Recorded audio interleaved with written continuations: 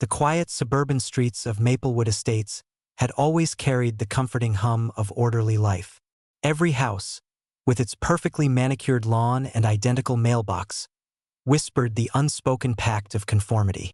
Neighbors waved from driveways, kids rode bikes in synchronized chaos, and the local HOA, the Homeowners Association, stood as the unseen referee of this delicate suburban ballet. Life moved predictably here until the arrival of a new resident changed everything. At first, she seemed unremarkable.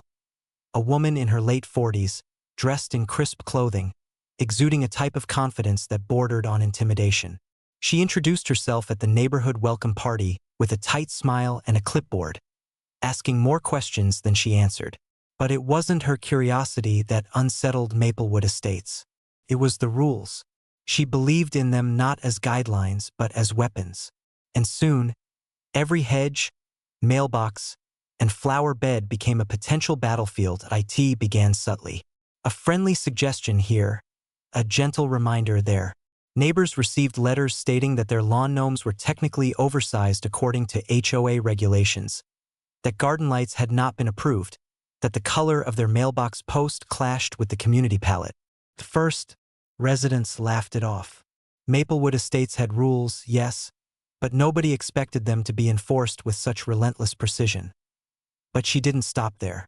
Every weekend, she could be seen walking the streets, clipboard in hand, eyes scanning for infractions with the intensity of a hawk.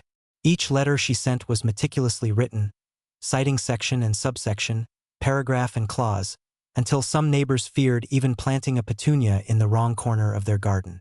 The HOA board, intimidated by her zeal, began to implement her suggestions with alarming regularity. Soon, the neighborhood's collective peace began to crumble. The Petersons, longtime residents, were fined for a swing set that extended just a few inches beyond their property line. Mr. Alvarez received a warning for parking his truck facing the wrong direction, even though the rules were ambiguous at best. The most mundane, innocuous actions now carried the weight of potential penalties. Tension settled over Maplewood Estates like a storm cloud. Her favorite targets were those she perceived as troublemakers or, in her mind, threats to her authority. One couple had a slightly unruly garden. Another had painted their front door a shade of green, the HOA technically allowed, but she declared unharmonious. Letters began arriving in rapid succession, each one more punitive than the last. The tone of her notes grew sharper, almost personal, as if every minor infraction was a direct affront to her moral authority. Neighbors whispered behind fences and hedges. Some tried to reason with her, citing community spirit, kindness, and compromise. They were met with thinly veiled contempt and a meticulous citation of HOA bylaws. Maplewood Estates became a neighborhood on edge, where people measured every movement against her unseen judgment. Rumors began to circulate about her past. Some said she had been involved in similar HOA battles in her previous community, leaving behind a trail of resigned residents and lawsuits. Others claimed she thrived on the power she wielded over others' lives, treating the HOA as a personal fiefdom. Whether truth or exaggeration, the fear she inspired was real, and it spread like wildfire. The first acts of retaliation were subtle. A lost garden hose here, a mysteriously bent mailbox post there. Residents whispered about payback, but the fear of fines kept most in line. Yet the atmosphere shifted, tension mixing with curiosity. People began watching her, waiting for the next absurd violation to spark outrage. The neighborhood's sense of camaraderie, once steady and warm, began to fracture. And then it happened. The tipping point, a small, innocent act, a child's homemade wooden sign reading, "Welcome Summer," triggered the first official confrontation. The sign was colorful, joyful, and, in the eyes of the neighborhood, harmless. But to her, it violated HOA Section 4, Paragraph 12. No unapproved signs or decorations may be displayed on property exterior. A notice appeared on the Petersons' door the very next morning, crisp and official, demanding removal within 48 hours or face escalating fines. The neighborhood erupted. Conversations at weekend barbecues turned into heated debates. Some residents sympathized with the Petersons, while others, fearful of retaliation, stayed silent. The once pleasant streets of Maplewood Estates now vibrated with anxiety. Each act of enforcement wasn't just about rules, it was about power, control, and proving a point. And as the tension grew, so did her confidence. She began attending HOA meetings, armed with a stack of photographs, citations, and legal references, each one highlighting some imagined infraction. Residents watched as she dominated discussions, dismissing objections with a sharp glance or a pointed reference to bylaws no one had bothered to memorize. The HOA was no longer a neutral body. It had become her instrument. By the end of the first chapter of this suburban saga, Maplewood Estates was no longer the calm, orderly community it had once been. Tension simmered behind every white picket fence. The once friendly neighborly greetings were now cautious nods. And everyone, whether they admitted it or not, wondered what she would target next. The atmosphere was charged, electric with fear, anticipation, and unspoken plans of resistance. Some residents began to realize something crucial. She wasn't enforcing rules because she cared about the neighborhood. She was playing a game, a dangerous one, where every infraction was a move, every letter a strike, and every neighbor a potential pawn. And in this game, the stakes were higher than anyone had anticipated. It was clear that the battle for Maplewood Estates had only just begun. The seemingly innocuous rules that everyone had once followed without question were now weapons, and the new neighbor had proven herself a master of them. The residents of Maplewood Estates would soon learn that in a place governed by rules, the real war is not over property lines or fences. It is over control, pride, and survival in a community turned upside down. The unrest that had been simmering beneath the manicured lawns and politely trimmed hedges of Maplewood Estates began to thicken like humid summer air. What once had been a place defined by quiet predictability was now a neighborhood balanced on the edge of an unspoken conflict. Every resident felt it. Every porch light seemed to glow with suspicion. Every rustle of leaves carried the tension of people waiting, watching, for what would happen next. The incident with the welcome summer sign had not faded quietly into memory. Instead, it lingered like an irritant, refusing to be dislodged. The Petersons, long considered one of the friendliest families in the community, had become unwilling symbols of the struggle. Their normally vibrant home, with its cheerful flower beds and open-door hospitality, now felt muted under the weight of constant scrutiny. The sign had been removed on the HOA's demanded schedule, but the resentment it sparked had burrowed deep. The neighborhood's shift was gradual at first. Averted eyes during morning walks, quickly closed blinds when she passed by on her daily inspection route. Whispers traded at distances safe enough to avoid detection. Yet even these timid gestures held a growing sense of unity, a collective awareness that the battle was no longer isolated to a few unlucky homeowners. It was everyone's problem now. Her influence had begun to spread beyond simple rule enforcement. She had become a shadowy presence in the daily lives of the residents, an overseer whose approval dictated peace and whose disapproval promised turmoil. The HOA, once a mild-mannered group of volunteers, had unknowingly, or perhaps unwillingly, relinquished control to her. Decisions were now made with her interpretations of rules at their core. It was her voice that shaped punishments, her photographs that filled evidence files, her will that bent the association's purpose toward something far more rigid than the community had ever intended. But where pressure builds, resistance inevitably forms. It started with small acts of quiet defiance. A pair of solar lights added discreetly to a side yard that faced away from the street. A slightly overgrown bush that residents claimed they hadn't had time to trim. A single lawn chair left on a porch overnight. Nothing bold enough to risk substantial punishment, but enough to send a message to each other that they had not surrendered. Some residents even found moments of silent satisfaction in imagining her reaction to these subtle violations. The thought alone brought a sense of camaraderie that had been missing for months. Still, they knew better than to push too hard. She remained vigilant, patrolling Maplewood Estates with an eye trained for even the faintest hint of noncompliance. Every day she walked the streets with her clipboard like a badge of authority, cataloging anything she deemed unacceptable. Yet despite her constant oversight, something had changed. Her power was no longer met with passive acceptance. Neighbors who once avoided eye contact now shared looks of understanding when she passed. Conversations at mailboxes lasted longer, quiet but meaningful. A plan wasn't formed, not yet, but the soil had been tilled for one.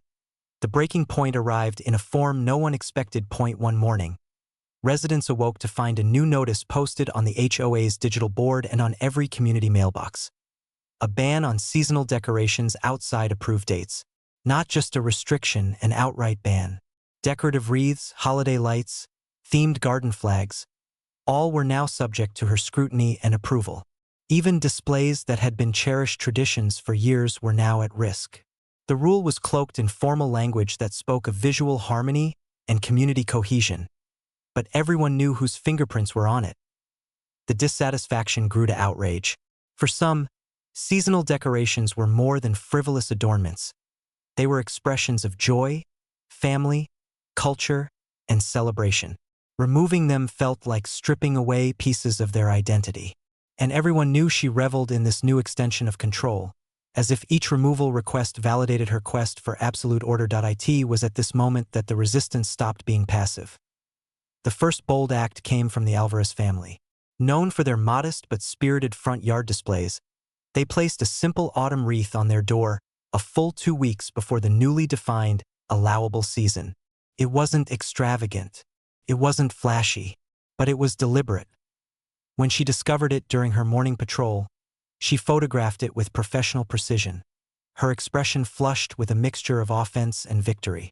A notice was delivered within the hour, citing violation of the newly implemented regulation.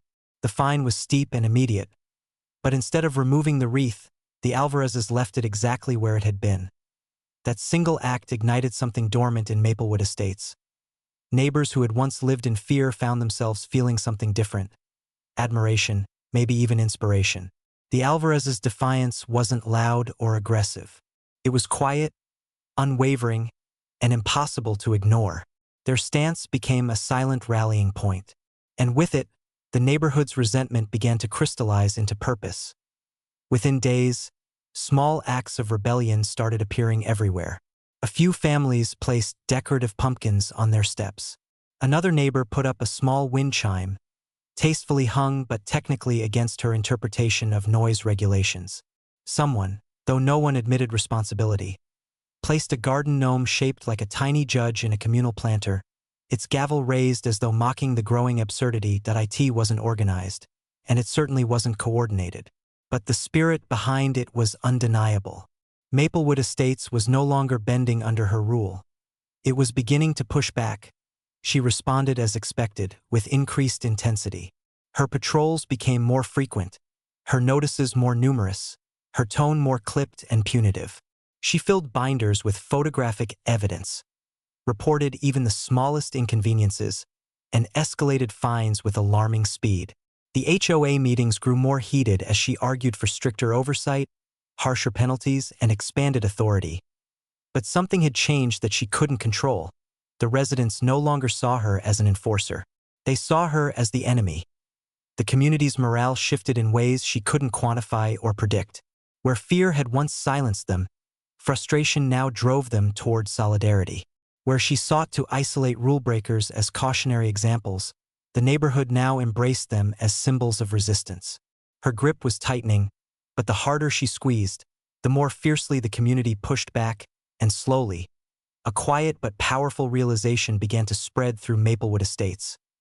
If they wanted their neighborhood back, if they wanted their lives back, they could no longer rely on individual acts of defiance. Something larger, more unified, and far more strategic would be required. The seeds of retaliation had been planted, and they were beginning to grow roots. The days that followed were marked by a visible unraveling. Slow at first, then rapid, unmistakable, and impossible to ignore. The neighbor who once patrolled the block like a self-appointed warden now slipped in and out of her home as though avoiding detection. Gone was her rigid posture, her confident stride, her habit of peering over fences and monitoring every perceived infraction. She moved instead with caution, shoulders drawn inward, her steps quick and uncertain. Even the blinds that once twitched open at the slightest disturbance remained closed, as if she no longer wanted to see the world outside, or be seen by it. But the world outside saw her anyway. Word of the city inspector's second visit spread through the neighborhood with astonishing speed. Neighbors who had quietly tolerated her overbearing behavior for years exchanged subtle glances when she walked by. Conversations paused as she approached. A few residents, emboldened by her sudden vulnerability, began asking questions about what the inspector had found. They didn't direct those questions to her, they didn't need to. The visible changes around her property already hinted at the truth. For nearly a decade, she had operated under the assumption that she could enforce rules without following them. The structure in her backyard, the oversized shed she had hidden behind tall shrubs and clever staging, stood as a monument to her hypocrisy. It was far larger than regulations allowed, built with outdated materials that no longer met code, and situated dangerously close to the property line. Worse still, the inspector had noted additional violations. An illegally modified drainage pipe directing runoff toward a neighboring yard, an improperly wired outdoor lighting system, and a fence repair she had performed without a permit years earlier. These were not small issues. They were structural, electrical, and environmental, serious violations that carried real consequences. Within a week, she received a formal correction order from the city outlining the steps required to bring her property into compliance. It wasn't a simple list. It was a multi-page directive demanding significant repairs, updated permits, inspections, and proof of proper remediation. The city gave her deadlines, and the deadlines were not lenient. Failure to comply would result in escalating fines and potential legal action. She had once bragged about her knowledge of regulations. Now she was drowning in them. Contractors began arriving at her home shortly thereafter. Their trucks clogged her driveway. Their equipment cluttered her lawn. They moved around her property under the watchful eye of city oversight, tearing down parts of the structure she had carefully concealed for so many years. Boards came off in long, splintered strips. Rusted nails clattered onto the concrete. Each removed piece exposed more issues, more rot, more evidence of neglect. From across the fence, the homeowner could hear the shuffle of materials, the heavy thud of dismantled beams hitting the ground, the low hum of tools correcting years-old mistakes. The shed she had criticized had stood clean and tidy.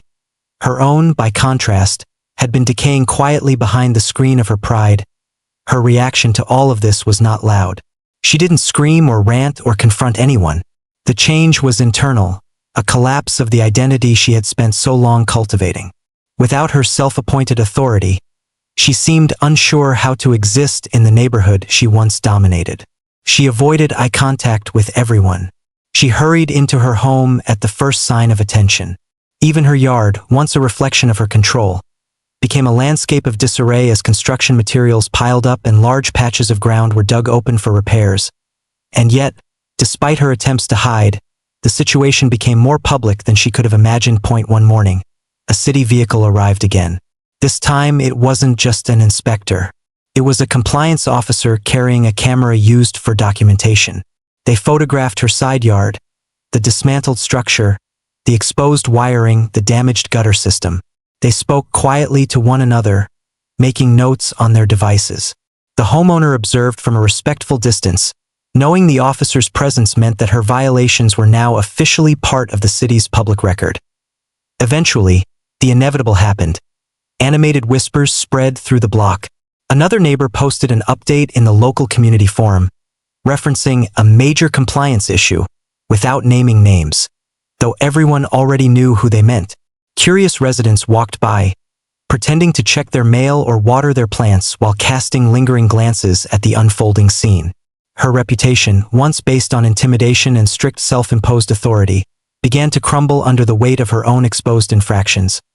But the final blow came not from the city, nor from the neighbors, nor from any official process. It came from the HOA. The same HOA she had weaponized for years. The same HOA she constantly pressured to enforce rules on others. The same HOA she flooded with complaints, emails, photos, and demands. They too had received the city's report. And with it, they finally had the documentation they needed to take long overdue action against her. The HOA issued their own notice, an extensive violation letter outlining every rule she had broken over the years, including unauthorized modifications, failure to maintain her property, and behavior that had caused ongoing disruption within the community. The letter ended with an unmistakable statement. She would be subject to substantial fines unless she completed all necessary corrections and attended a mandatory compliance meeting. Her attempts to avoid accountability had led her straight into the deepest level of it. Days later, the homeowner happened to see her in the backyard for the first time in weeks. She stood near the now dismantled remains of her illegal structure, staring at the barren space where it once stood. Her expression carried none of the superiority she once flaunted. It was something far more human: exhaustion, regret, and perhaps, in the smallest measure, humility. The shed she had complained about remained untouched, unchanged, peacefully occupying its quiet corner of the yard. It had never been the problem. The real issue had always been her desire for control, her fixation on enforcing rules she herself ignored, and her belief that she could manipulate the system without consequence. That in the end, the system had proven otherwise. Months later, the neighborhood settled into a calmer rhythm. The homeowners went about their lives without constant surveillance. The air felt lighter, freer. The neighbor still lived behind the fence, but her presence had softened. She no longer patrolled the streets. She no longer measured fences. Sometimes she sat quietly in her yard, reading or tending a few newly planted flowers, no longer as a performance, but simply as part of living. The shed, still sturdy and unbothered, stood as a symbol of the turning point, the moment the inspector uncovered the truth she had tried to hide. It had sparked a chain of events that reset the balance of the neighborhood. In the end, justice hadn't required confrontation or revenge. It had simply required the truth to be